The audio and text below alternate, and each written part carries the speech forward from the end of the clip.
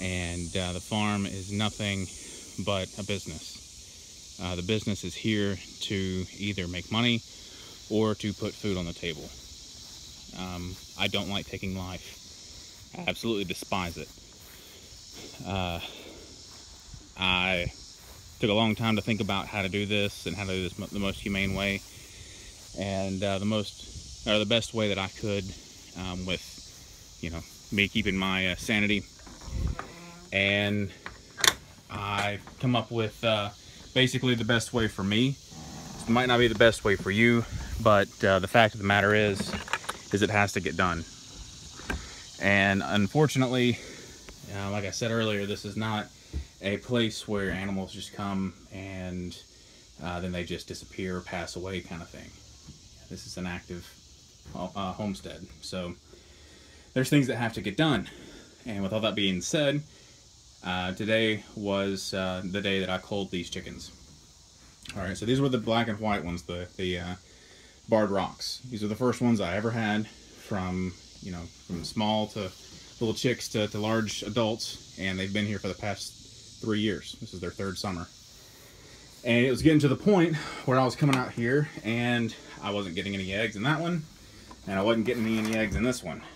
So they were done laying, which is a lot more of a lot longer than what most would allow to stay. Normally, you're looking at about a year's worth of growth, and then they're basically gone because they're not gonna ever hit that first year's amount of eggs being laid. So let me take you through the process of how I set up what I did, and hopefully that will help you if you ever decide to do this, or just let you know how it's done. I mean, because that's a big part of this.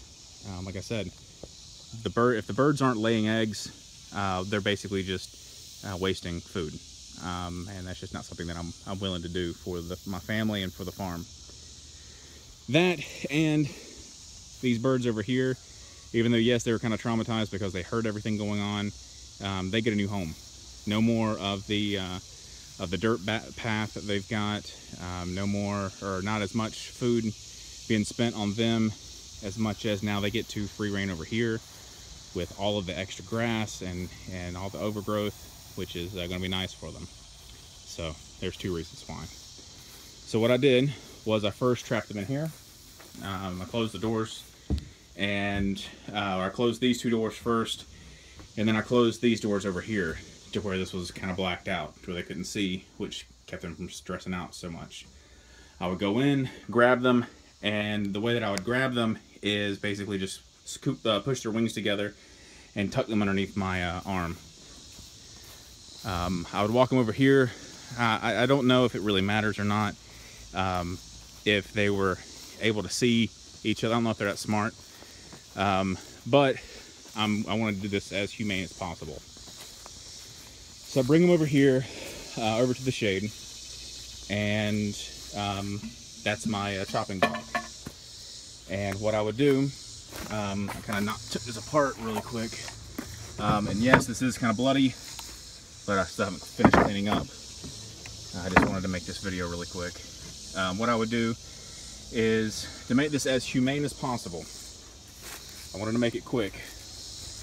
And so what I did was lay the chicken down right here in this crook on its side facing away from me, and I would take this right here, and I accidentally chopped it off, but there was a noose around this, basically just a girth hitch, and I'd wrap it around the chicken's neck and kind of pull it back a little bit, and I would loop it over this nail right here. And that would just to hold the head down to where it was safer for me to be able to actually do the deed, for me to chop the head off. This hand would be over here holding the chicken down, and basically you always thank the chicken for being of service. Thank you for everything that you've done for me. I appreciate it. And what I would do to make sure this was an effective kill was I would find the neck. There's like that much feathers, but about that much neck. All right, so I'd find the neck, kind of get an eye on it, and I would place the hatchet right there at it. And then again, thank you so much. And then bam, job was done. One swipe and the head would fall off, and just hold the chicken down. So there's so much blood is because I'd hold the chicken down until it would stop moving around so much, stop struggling. And of course that's just the chicken, it's natural reflex. And just so that people don't have to see all of that, just turn it backwards up against the wall. And I would take the chicken, or the chicken over here upside down, holding it by its feet, and I put it in this contraption. So what I would do is wrap the legs with this and then stick this through the back of the legs, which is hard for me to show you without actually doing it and with only having one hand. But if you can imagine, this was like this around the legs upside down, and then that piece of wood right there would just stick between the legs to where everything would hold, and I wouldn't have to worry about the chicken actually falling on the ground. So I'd have one hanging here, I would go back, get another one, go over here, do the deed, and then come over here and hang it. By that time, this one has already bled out, and you can kind of see there's a little blood right here. This one would have been sufficiently bled out, and I would take it and come back over here. I mean, this is like just a really quick process. This pot, this 5-gallon pot, had boiling water in it, and since it's pretty humid out here, it actually didn't it didn't off gas too much, which kind of, I guess, in my mind, it helped keep the temperature. So this would be sitting over top. This would be keeping the heat in. Take this off, dip the bird in here. And basically what that does is, in my mind, it sanitizes really quick, and it helps loosen up some of the hair follicles, the feather follicles. And after that, I would turn, and I had a trash bag in here, and I would just pull the feathers off, just as much as I could, just pull the feathers off.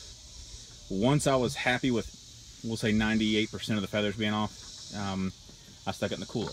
Now that cooler has a bunch of ice at the bottom, so it's staying relatively cold. It's cooling everything off. I'm about to take it inside and do everything with it. But again, this is a homestead. This is not a, those weren't pets. These chickens were not pets. They were animals. They were animals to help feed my family. And so what I'm going to do is take those in. I'm going to clean them. I'm going to dress them, get the meat off of them, take the innards out, throw them away because I don't know anything to do with the innards. The hearts and I think the livers are okay, but what I'm going to do is I'm going to cut them up and let the dogs have them. I've had heart before, chicken heart before, and I mean, it's fine to eat, but I only wanted to eat it once. But I'm going to give it to the dogs because I'm sure they'd really love it. And the rest is going to be vacuum sealed. Actually, tonight we're having chicken noodle soup. So for the next couple of hours, I'm going to take the bones and the skin and stuff like that, and I'm going to basically steep them. I'm going to boil them and make chicken stock out of it. And let me tell you, it is better than any chicken stock you've ever had from the store. This is about as organic as you can get. Oh, something I forgot to do. I saw this in or I heard about this in a permaculture video. But basically, when the gentleman went to cull his birds, which that's the process is culling, when you kill them, or what I would call graduating them to the freezer, he would use a chemical, and I can't remember the chemical name for it.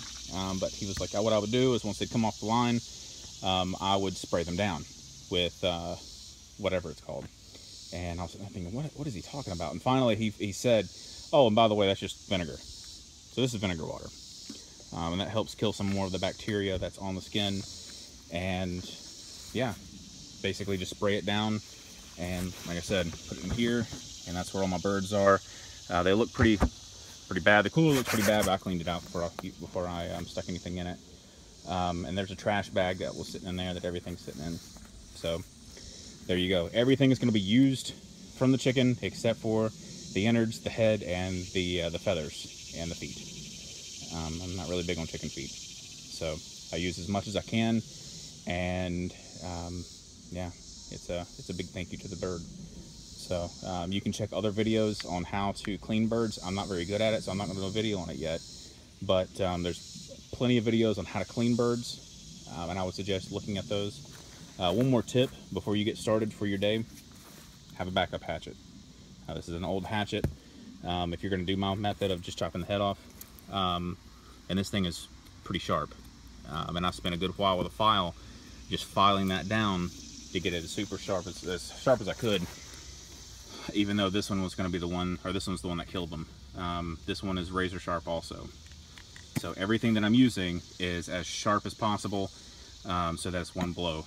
Even the hammer over here that Michael gave me, that's going to get cleaned up. That's what I used to drive the nail in, and it got blood on it, and I was just like, nah, I'll clean it off in a minute. But once I'm finished with all this, everything gets cleaned up, everything looks good before my wife gets home from work, and that's just out of respect. My wife knows where her food comes from, but that doesn't mean that, and she approves of the process that I do. She just doesn't want to see it, and I can definitely understand that, because I don't want any part of it either. But I like meat, so if I like meat, I'm going to basically man up and be able to kill it.